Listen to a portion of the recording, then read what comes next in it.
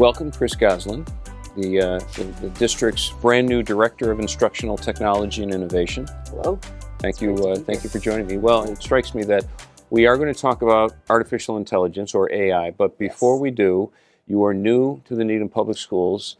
Share with me what's been going on this past year. I've been drinking through a fire hose, I bet. Quite a bit. Really great stuff. I feel very fortunate to be here. Coming from my different roles in administration and classroom settings, as a digital learning coach in a couple of different districts, I really feel at home here in Needham because I think that there's a lot of great work happening in our schools around technology, in our library program, even just being a part of the department that we're sitting in our TV studio right now.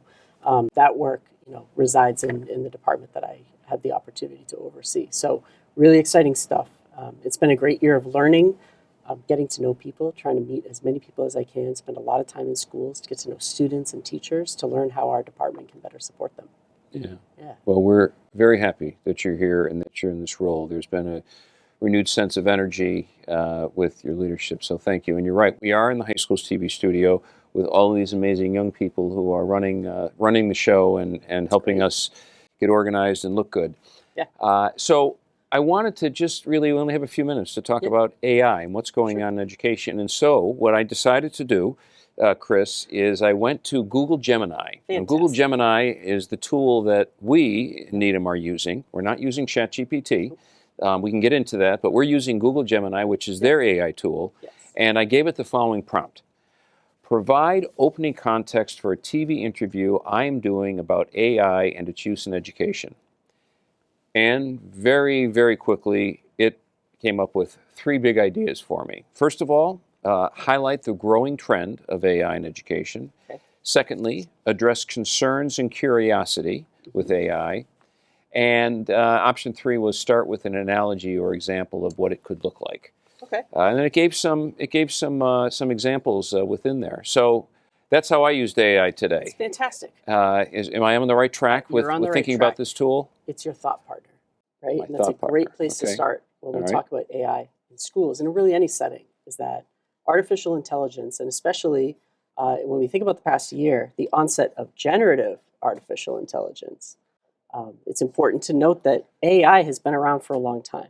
Like Grammarly, for example. Grammarly is a great example. Or when you're at home and you're watching Netflix and the algorithms that are used to help predict what show, based on what you just watched, what show you might want to watch next. That's predictive AI. Okay. The difference is we now have at our fingertips generative AI. And a little over a year ago, OpenAI came out with ChatGPT.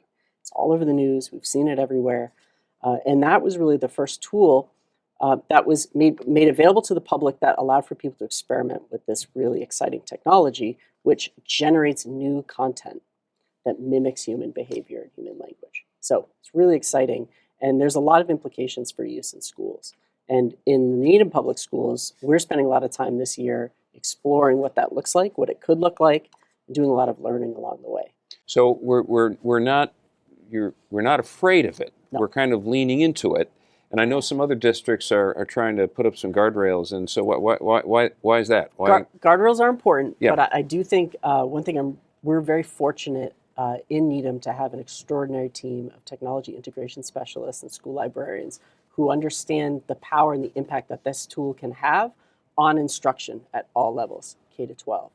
So we're leaning into it because we know that for these students, the students that are here right now in the TV studio with us, the students that are in kindergarten, the students that are in 5th grade, AI and generative AI is going to be a big part of their life. It's our responsibility as a district to understand what that is, put the appropriate guardrails in place when they're important, and we could talk about some examples of that, but provide opportunities for our staff first to safely experiment and learn the tool, and then eventually transition to allow for students to use it as well. So is this old former English teacher or recovering English teacher, when I first heard about ChatGPT, I thought, oh my goodness, all the high school students are going to cheat. Yep. And they won't learn anything, and civilization will crumble. Well, you know what struck me? I was in a meeting recently with some administrators, and something similar came up.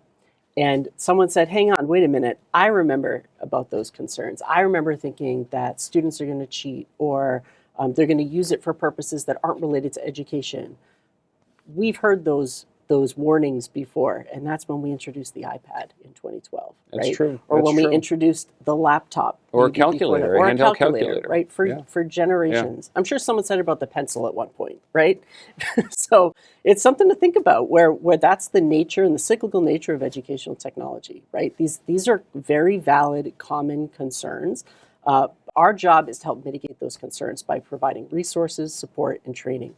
And that's something that we're doing as a department. This year is all about us learning, studying. We're spending time at national, regional conferences, bringing in outside experts to help us learn more about AI, and also doing some work as a learning community within our department to really identify what the impact of AI could be in the Needham Public Schools. So we're really trying to lean into it and acknowledge that our students will be using this as a tool one way or the other, not just in school, but in their career or college. And so here's an opportunity to work with them while they're learning to use a tool like this wisely and in a way that's going to benefit them and to benefit others. And in many cases, students are already using the Yeah, tool. absolutely, Right? absolutely. So we have to acknowledge that too.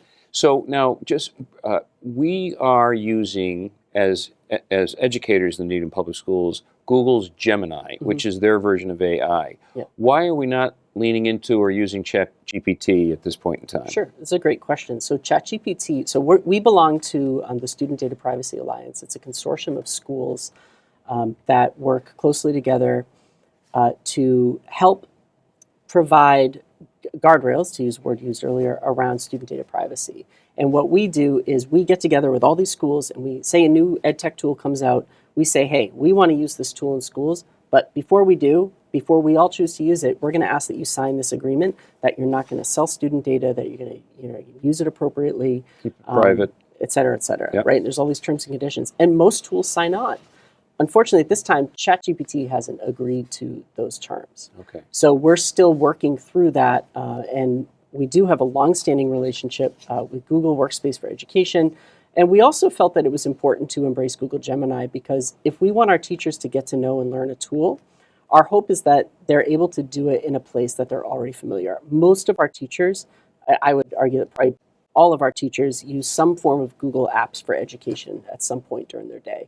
And what's nice about Google Gemini is that this tool exists within that Google ecosystem, and it's part of the fabric of what they already know. What are some other applications with AI that I know you and the department have discussed and some teachers are experimenting with, Sure. whether it's drawing or visualization? What are the possibilities there for education? Well, we're also experimenting with some image generation too. So for example, if a student were to input certain series of text, there's image generation built into a tool we use all the time called Canva, which is really great. Okay. We're not using it at all levels or in all situations right now, but we're experimenting with it to see how that could work.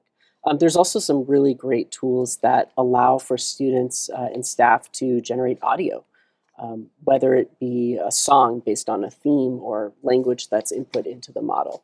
So lots of many different mediums. One of the mediums that's sort of text that I'm excited about is the future integrations of Google Gemini with, for example, Google Slides or Google Sheets. So for example, you ask Google Gemini a great prompt about preparing for this interview. Maybe the next question is, okay, help draft a slide deck to help me organize my thinking. And it would be able to do bring it right into Google Slides. I bet that's coming, and that's something I'm really excited about, to see the further integration of the tool into how we use Google. Yeah. Can AI be used in a way to help teachers with 25 students in front of her, in front of him, maybe focus on a student with a particular need? I was an English teacher as well, and there were lessons that I taught regularly year after year that I thought that were really important and foundational to the work that I was teaching. It was a novel study, something like that.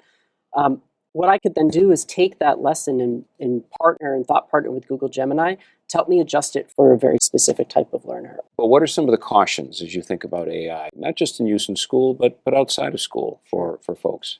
I think one area that I'm concerned about, and but at the same time I feel we're well equipped to tackle, is the area of bias, because I think these data sets that these models are trained on are selected, right, by an organization or a group of people who, like many of us, have biases.